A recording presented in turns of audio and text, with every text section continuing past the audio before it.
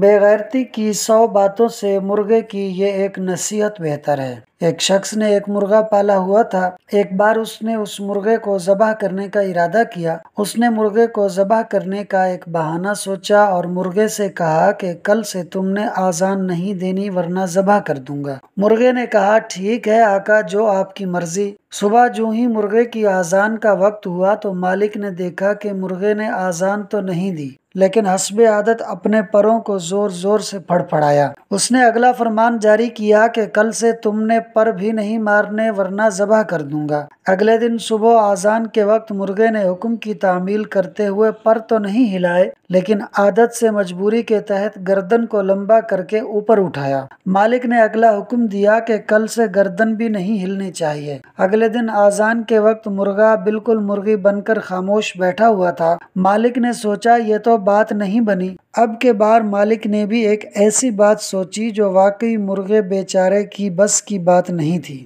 مالک نے کہا کہ کل سے تم نے صبح انڈا دینا ہے ورنہ ذبح کر دوں گا۔ اب مرغے کو اپنی موت صاف نظر آنے لگی اور وہ زارو قطار رونے لگا۔ مالک نے پوچھا کیا بات ہے، موت کے ڈر سے رو رہے ہو؟ مرغے کا جواب بڑا باکمال اور بڑا بامعنی تھا۔ کہنے لگا نہیں، میں اس بات پر رو رہا ہوں کہ انڈے سے بہتر تھا کہ آذان پر مرتا۔ پہلا غیر قانونی حکم مانو گے تو پھر آرڈر آتے جائیں گے، تعمیل کرنا پڑے گی اور چمڑی اترتی جائے گی۔ اس لیے اپنے اندر ہمت پیدا کریں حق کو حق کہنے کی۔ کیا ہم متحد ہو کر اپنا حق نہیں لے سکتے؟